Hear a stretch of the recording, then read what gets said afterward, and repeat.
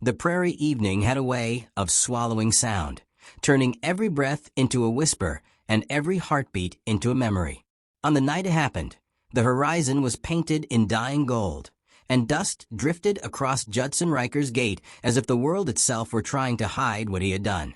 Silas Crowder reined in his horse when he saw her, standing there in a faded blue travel dress, a small valise by her boots, her posture trembling in the kind of stillness that comes only from shock. She looked like someone caught between two countries, the one she came from and the one she had never meant to enter alone. The stagecoach had barely disappeared in a cloud of dust when Judson's door slammed shut behind him.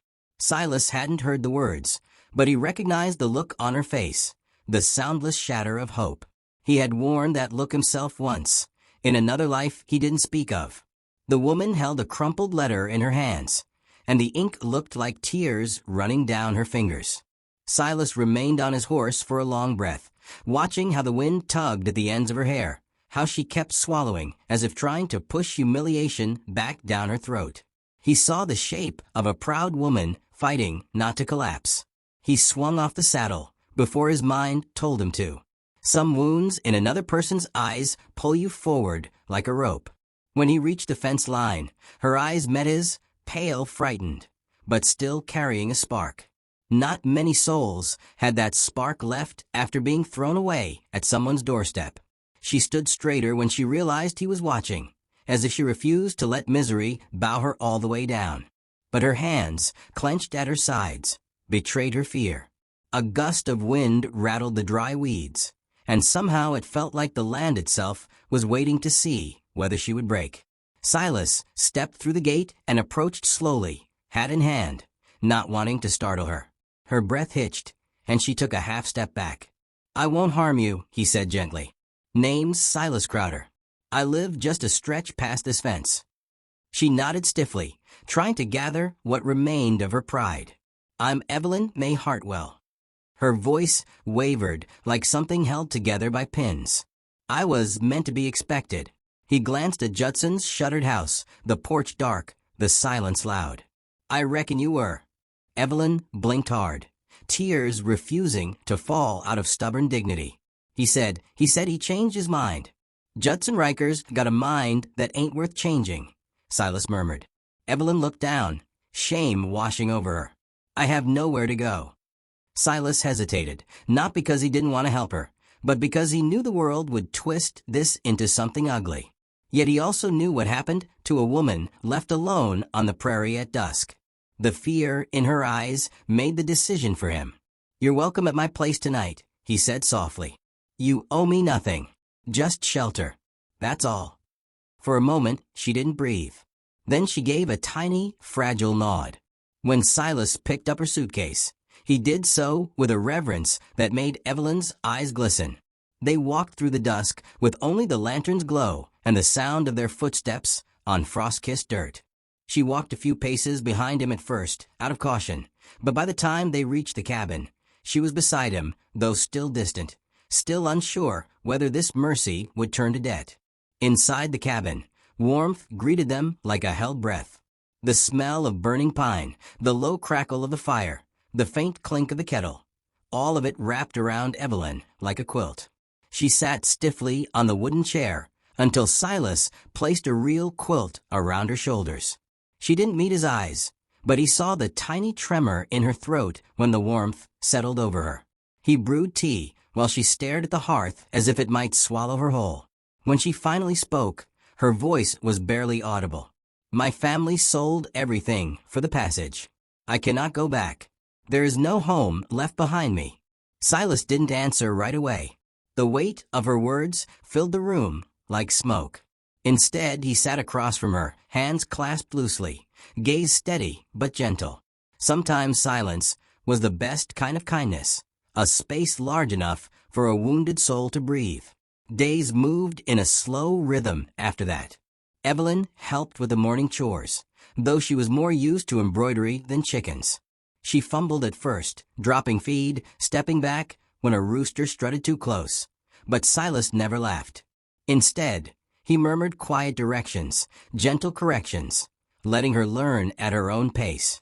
One afternoon, while folding laundry, she finally smiled. It wasn't bright. It wasn't bold. But it was real. Silas noticed it the way a man notices spring arriving early, softly, cautiously, but with a warmth that lingered long after. The town, however, was less kind. When he brought her to Marshal Boone Thatcher to register her arrival, eyes turned like rifles. Whispered gossip darted between porch rails. Evelyn felt those whispers like cold fingers brushing her neck.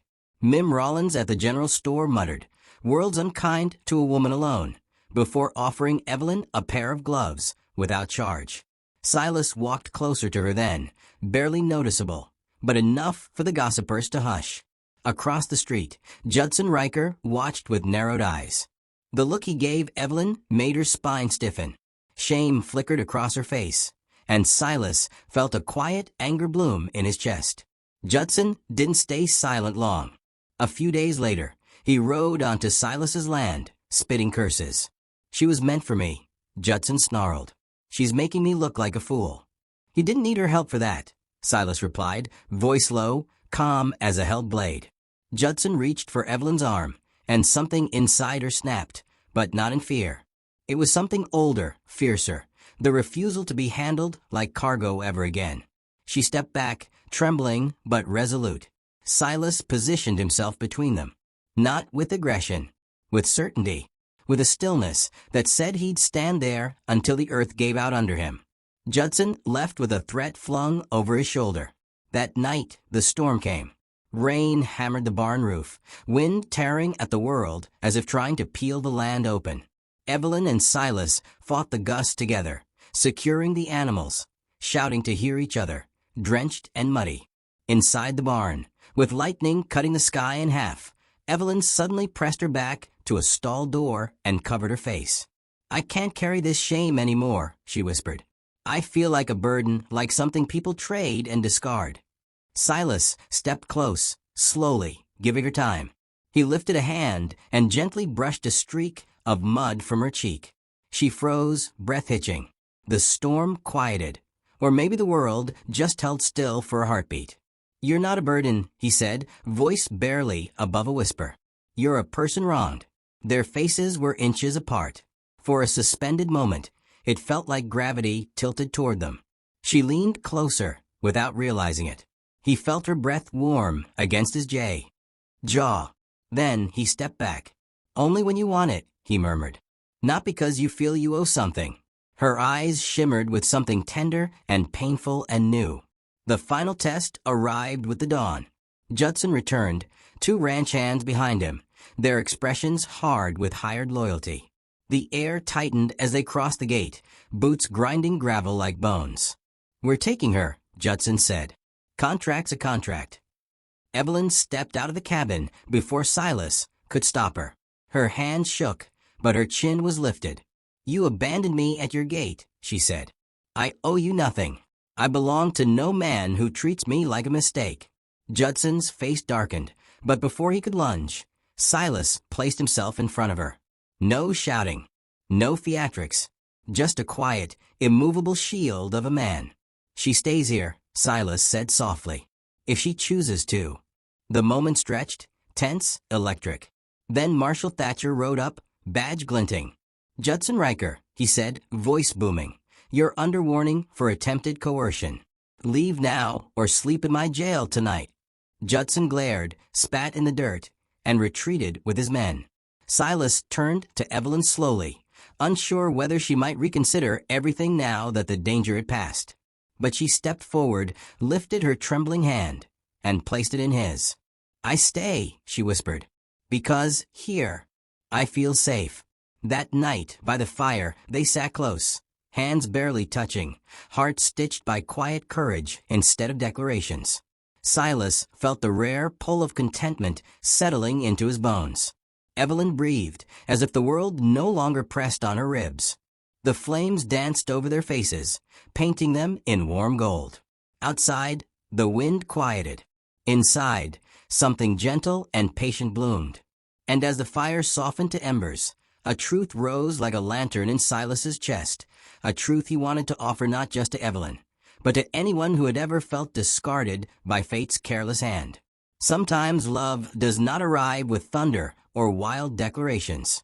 Sometimes it arrives softly, a warm hearth after a cold road, a hand held lightly enough to let you pull away, but firm enough to catch you if you fall.